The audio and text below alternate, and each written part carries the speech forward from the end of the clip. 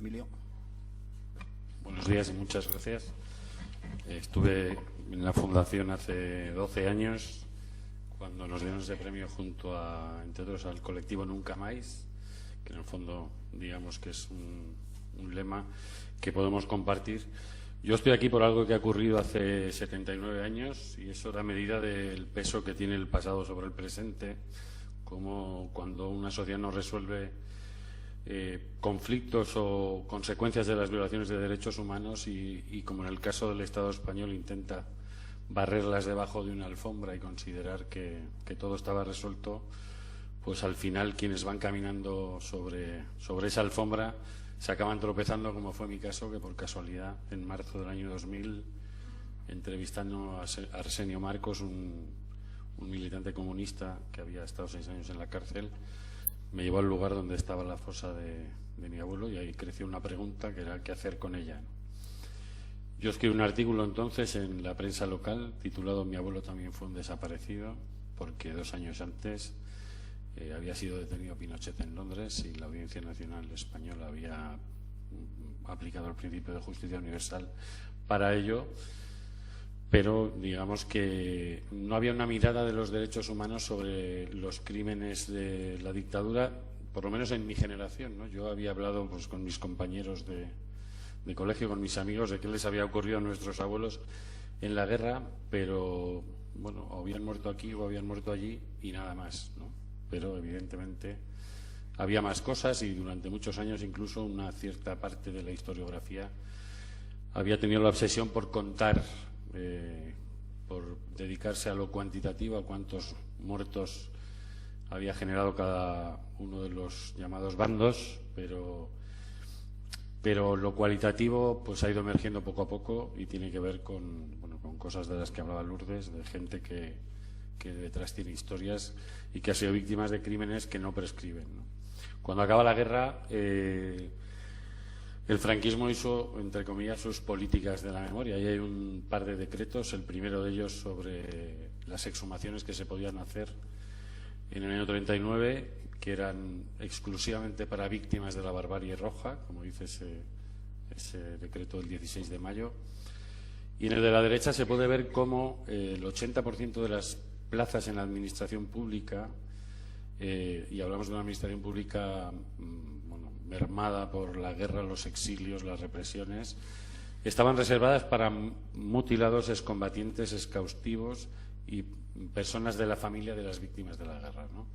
Quiero decir, a las familias de las víctimas de esa barbarie roja se les dio todo tipo de apoyos por parte del Estado. En este caso era un trabajo en la administración para toda la vida, pero cualquier negocio que precisara una licencia pública, un estanco, una administración de lotería, pues venía por el mismo camino, ¿no? Y ahí se pueden ver exhumaciones que se hicieron en la posguerra con el dinero de todos, quizá incluso podríamos decir con mucho dinero de los incautados por la represión, ¿no? Ya que hubo gente que incluso fue juzgada póstumamente y la sentencia se asemejaba bastante al patrimonio que tenía su familia, ¿no? Y se hicieron esas exhumaciones en la posguerra.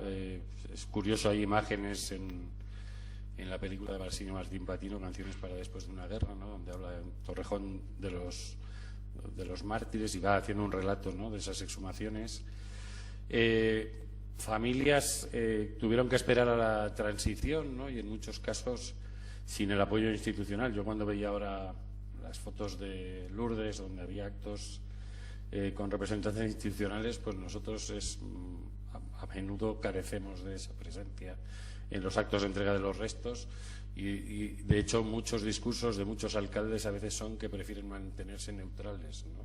Y bueno, pues están hablando de distanciarse de quienes han padecido violaciones de derechos humanos. Eso es, digamos, lo que ha quedado en buena parte de la cultura política del Estado español, que considera la neutralidad, que es esa equidistancia, ¿no? En la transición se hicieron algunas de estas exhumaciones.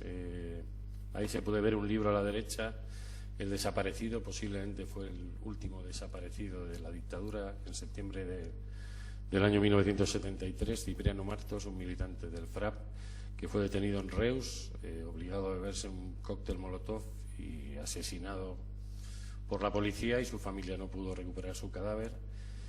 También lo pongo aquí porque hay historiadores que se han molestado cuando nosotros hemos empezado a utilizar el término desaparecido, porque les parecía como traer una palabra de América Latina, que si aquí ya teníamos el eufemismo paseados, ¿por qué teníamos que utilizar una palabra que no forma parte de nuestro lenguaje, ¿no? Lo cual a mí me parece gravísimo el hecho de que yo tenga que llamar paseado, que yo sé que la gente entiende lo que se dice, pero que esconde detrás la realidad del mayor crimen que se puede cometer contra un ser humano, que es secuestrarlo, detenerlo ilegalmente, torturarlo, asesinarlo y esconder su cadáver, ¿no? Las familias en la transición, como se ven ahí algunas fotos, esa noticia, yo vivía entonces en Aranjuez cuando se hizo esa exhumación, pero no me enteré.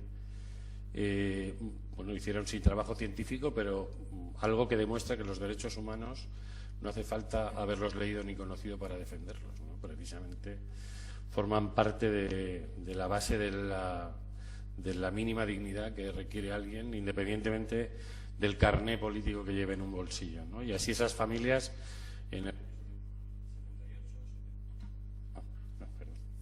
Así esas familias en el año 79, 78, 80, en Navarra fundamentalmente, pero también en La Rioja, en Soria, y luego en algunos pueblos de Extremadura, de Asturias, de Palencia, pues se hicieron esas exhumaciones porque, bueno, se hizo una búsqueda natural de una reparación, ¿no? Y cuando uno tiene una herida y no tiene un médico que le cure, lo que intenta es curarse a sí mismo, que es lo que hizo esta gente, ¿no? O el tema, por ejemplo, de los derechos de las mujeres, donde eran, bueno, aquí hubo un apartheid casi en el franquismo, ¿no? Entre géneros, como lo hubo entre ganadores y vencedores. Son pocas las instituciones, por ejemplo, que celebran el 19 de noviembre, que es la fecha en la que las mujeres y los hombres eligieron un gobierno por sufragio universal, y en cualquier democracia sería una fecha a celebrar, ¿no? Yo creo que también tiene que ver en la trampa del proceso político abierto tras la muerte de Franco. Quienes eligieron la palabra transición, nuestra sociedad ya había hecho la transición a la democracia en los años 30, ya había tenido elecciones formalmente democráticas, alternancia de ideologías en el gobierno, garantías constitucionales.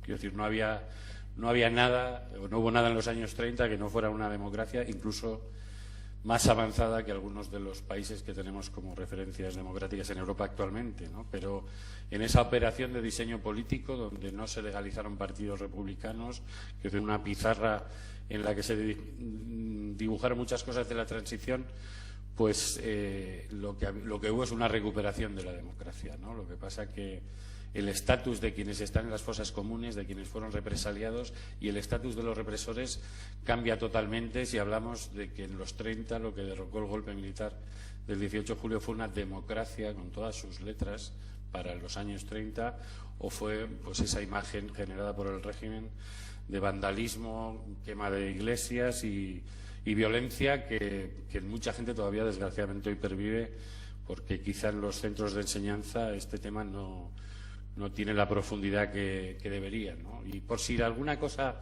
se desataba después de que la ley de amnistía hubiera creado el marco de la impunidad, pues este golpe que dice ahí que fracasó, pero yo pienso que no, este golpe tuvo un gran efecto psicológico, ¿no? Que era el hecho de despertar, como si fuera en una aplicación política de la teoría del perro de Pavlov, despertar todo el miedo que había acumulado mucha gente durante 40 años, ¿no? Y quizás si nosotros no hubiéramos visto estas imágenes tantas veces, nuestra recuperación de la democracia hubiera sido bastante diferente, ¿no? Pero cada vez que los medios de comunicación y el entonces único canal de televisión emitía esa imagen de Tejero pistola en mano gritando quieto todo el mundo, se estaba volviendo a dar una vuelta de tuerca a ese miedo que la gente, bueno, pues nosotros hemos hecho entrevistas de gente que nos contaba cómo se llamaban por teléfono nosotros para despedirse, ¿no? Porque digamos que habían asomado la patita política en esos primeros años y pensaban que se iba a repetir exactamente lo mismo que en el 18 de julio, ¿no?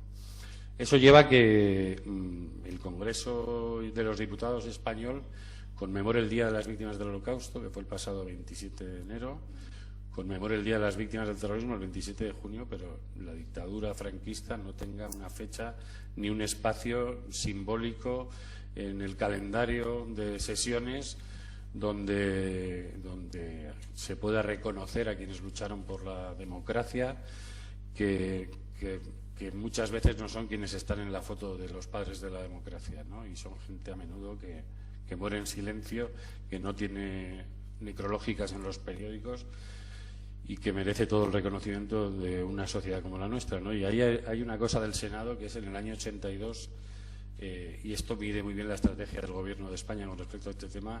En diciembre del año 82 el Senado español crea una comisión para estudiar la desaparición de súbditos españoles en América, en países de América, ¿no? Curioso, me parece muy bien que se ayude a investigar cómo desaparecieron en países de América quienes fueran, pero siempre ha sido una estrategia del Estado ir hacia afuera, como es el caso Pinochet, pero luego impedir que se busque la justicia dentro, ¿no? Incluso hay un ritual que tuvieron desde los Reyes el 20 de noviembre de 1978, lo tuvo Calvo Sotelo, lo tuvo Felipe González, que fue fotografiarse con la viuda de Manuel Azaña, Dolores Rivas, en México, como si todo esto estuviera resuelto, ¿no? O cuando yo no vivía la viuda Azaña, pues Aznar, Zapatero, etcétera, se han fotografiado, los hemos visto reírse con los niños de la guerra en Moscú, en México.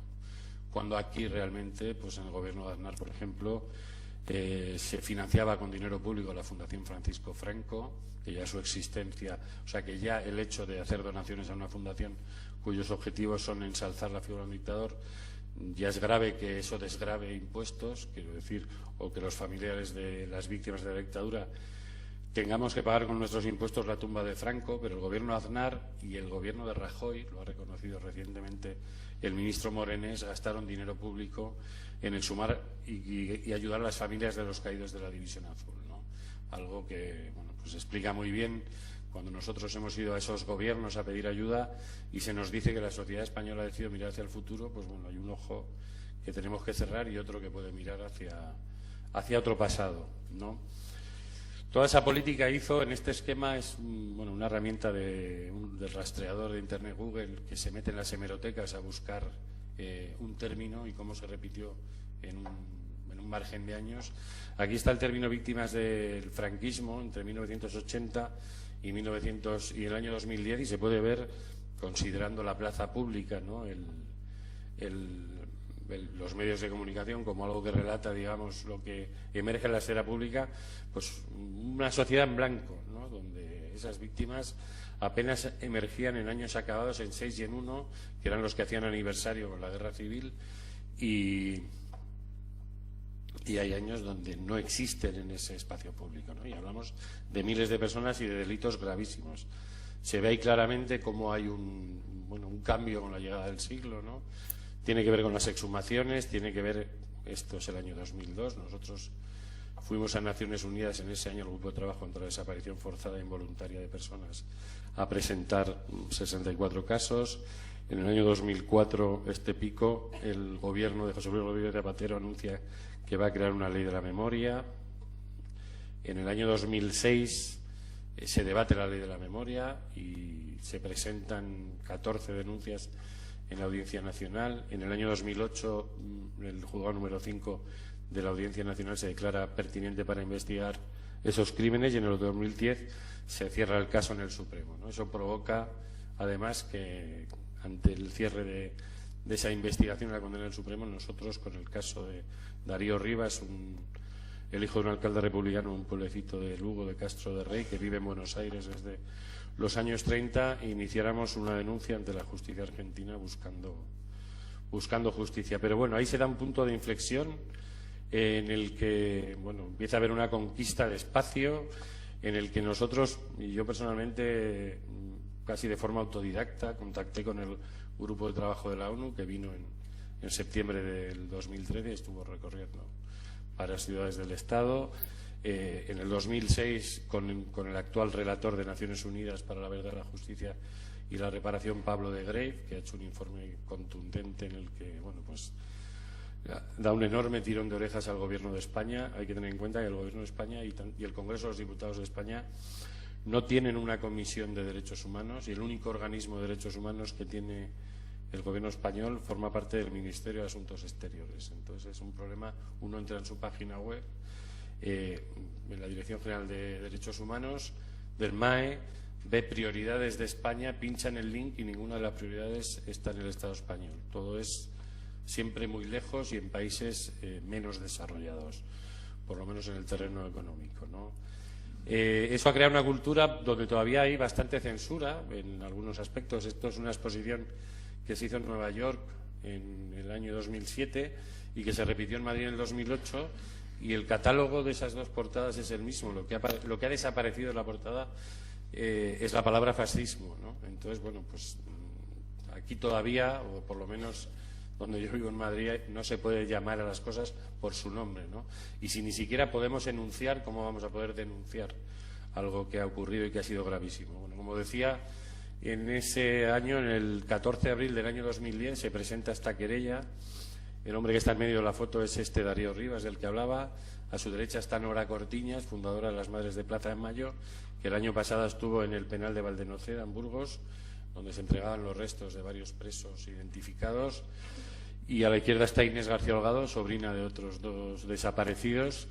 Y bueno, se presentó esa querella buscando la aplicación del principio de justicia universal y viendo si lo que había ocurrido a finales de los 90 en la Audiencia Nacional Española, diciéndole a Chile y Argentina que solucionaran sus problemas con sus dictaduras, era algo así como una especie de acto neocolonial, ¿no? Donde la metrópoli les dice: pongan ustedes orden en lo suyo mientras yo no hago nada con lo mío, ¿no? Y realmente, desde que se puso esa querella, el Estado español ha tratado de obstaculizarla.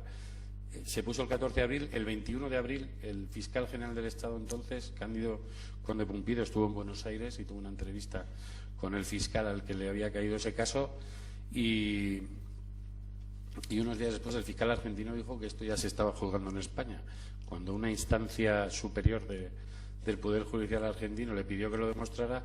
Dijo que lo había leído por Internet. Bueno, pues no solo eso, sino que se ha utilizado el juicio contra Garzón como la prueba de que ya se estaba investigando el franquismo aquí, ¿no? Por suerte, y aquí hay algunas personas que han hecho miles de kilómetros para declarar delante de una jueza, pues en la justicia argentina este caso ha tenido acogida, ¿no? Y ha llevado al hecho de que por primera vez haya una serie de imputados, de torturadores y responsables de la dictadura, que en principio ya no van a poder poner un pie fuera del Estado español, porque es dentro donde están más seguros, ya que tienen una orden de detención. Pero es muy simbólico cómo la visita de Antonio González Pacheco, Billy el Niño, a la Audiencia Nacional llegó en un coche de la policía, digamos que escoltado. Cuando salió, es muy curioso ver las imágenes, cómo le abren la puerta de atrás, como si fuera una persona muy importante. Y mientras los que estábamos enfrente manifestándonos éramos multados por la policía. En mi caso, porque yo intentaba repartir a un grupo de corresponsales extranjeros un reportaje de la revista Interview donde se hablaba de quiénes eran Jesús Muñecas y Billy el Niño. Me colé 2 veces por un control que había en la policía hasta llegar a la prensa y se me denunció por hostigamiento, ¿no? Entonces, eso demuestra un poco cómo está el mundo al revés, ¿no?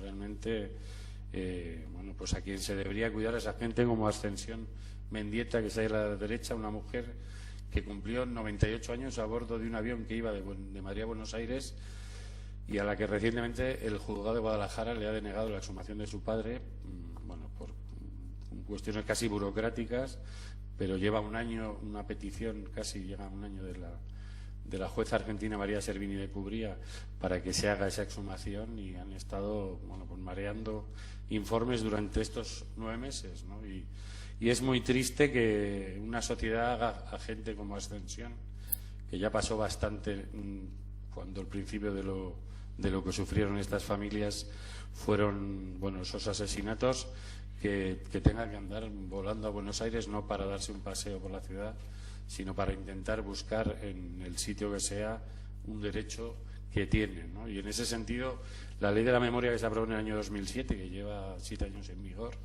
entró en vigor en diciembre del 2007, pues hablaba, por ejemplo, de facilitar las cosas en las exhumaciones, ¿no?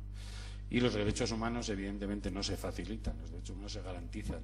Si un derecho, o le quieren llamar derecho, a que alguien de Aranzadi tenga un fin de semana libre para ayudar a una familia, de lo que cualquier familia va a estar enormemente agradecida, pues evidentemente no podemos decir que vivimos o no podemos escribir la palabra democracia con mayúsculas, ¿no?, cuando hablemos del sistema político en el que vivimos, porque cosas como esta, que son tan graves, que todos los organismos internacionales donde ha caído este debate han dicho que el Estado tiene obligaciones. El Estado español ratificó la Convención contra la desaparición forzada y voluntaria de personas en septiembre del año 2009 y la incumplió al día siguiente. Quiero decir que vivimos todavía una especie de autarquía de los derechos humanos, en este caso, ¿no?, por lo menos con respecto al Gobierno de España, que está mirando para otro lado, o que en el caso de la División Azul, bueno, pues para eso sí hay recursos y hay una oficina en un ministerio al que pueden acudir los familiares, ¿no? Y eso es muy grave, entre otras cosas, porque desgraciadamente la cultura de los derechos humanos se construye sobre tragedias, ¿no?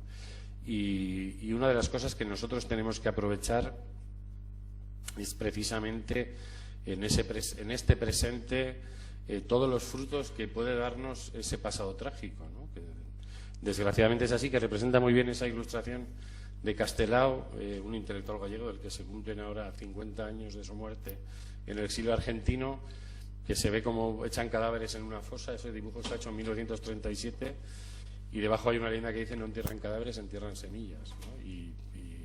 Y esa palabra explica perfectamente cómo el trabajo de la memoria, entre otras cosas, tiene que ser una vacuna contra las violaciones de derechos humanos. Y para eso no hay nada mejor que el conocimiento. Yo considero que cuando abrimos las primeras exhumaciones y se hicieron las primeras exhumaciones, hubo un debate acerca de si se abrían las fosas, si no se abría. Yo recuerdo una exdiputada del Partido Socialista, Ludivina García Arias, que decía que lo que había que hacer era dejarlas como estaban y poner encima un monolito, ¿no? Evidentemente un monolito, que es un lugar de reconocimiento, que no tiene por qué estar, por eso ya se sabe por experiencia, donde se piense que está en la fosa, pero evidentemente no está enseñando lo que ocurrió en ella, ¿no? Y yo creo que eso es importantísimo, ¿no? Hay que enfrentarse al pasado, mirarlo de frente y sacar de él las consecuencias que tiene que sacar una democracia, ¿no? Y este dibujo de la Miriam serie de Castelao, Galicia mártir y Atila en Galicia, pues enseña a ese hombre muerto con dos niños que lo están llorando, y debajo dice la última lección del maestro, ¿no? Y la última lección del maestro es enseñar su muerte. Y cada vez que se abre una fosa, ¿no?, y ahí está el debate de si hay que abrirlas o no, quienes están en ella, que en general fueron gente que lo que quería era buenos derechos sociales y un sistema del bienestar y libertades como el que en parte tenemos ahora, ¿no?, y la libertad que tengo yo ahora para expresarme y decir lo que me dé la gana al respecto. Pero cuando se abre una fosa se le está dando la oportunidad a aquellas personas para que cuenten lo que les hicieron, ¿no? Y ahí está el deber de todo ese poliedro que enseñaba Lourdes, ¿no?, como esto se va haciendo más complejo y en ese sentido más interesante. Yo tengo libros argentinos, pues igual uno se titula Memoria histórica para adolescentes, que cosas que cuando yo me lo trajeron hace años, pues aquí me parece inimaginable, ¿no? Pero ahí hay todo un trabajo que hacer desde las instituciones, ese reconocimiento, por ejemplo, de los alcaldes, ese certificado que salía entregando el alcalde. En el caso de la ley de la memoria se entregaba un certificado de reparación personal sin ninguna reparación. Era una especie de arte del lenguaje, ¿no?, porque te llegaban un sobre a casa, no en un acto público donde una institución te reconoce, te llegaban un sobre a casa a contarte lo que tú ya sabes, que es que has sido preso político o que asesinaron a tu padre, ¿no? Y ahí el Estado español omitió el deber de hacer un acto público con ese reconocimiento, ¿no? Ningún presidente del Gobierno de España ha hecho todavía, cuando van a cumplirse 40 años de la muerte del dictador, un acto público con las víctimas de la dictadura, ¿no? Los ha tratado como si fueran una especie de casta intocable a la que conviene que la democracia no se acerque, y eso es algo que debería cambiar, ¿no? Porque precisamente no vamos a poder avanzar, o con el lastre de tener esto resuelto, una sociedad no va a poder construir otras cosas hasta que repare aquellas, ¿no?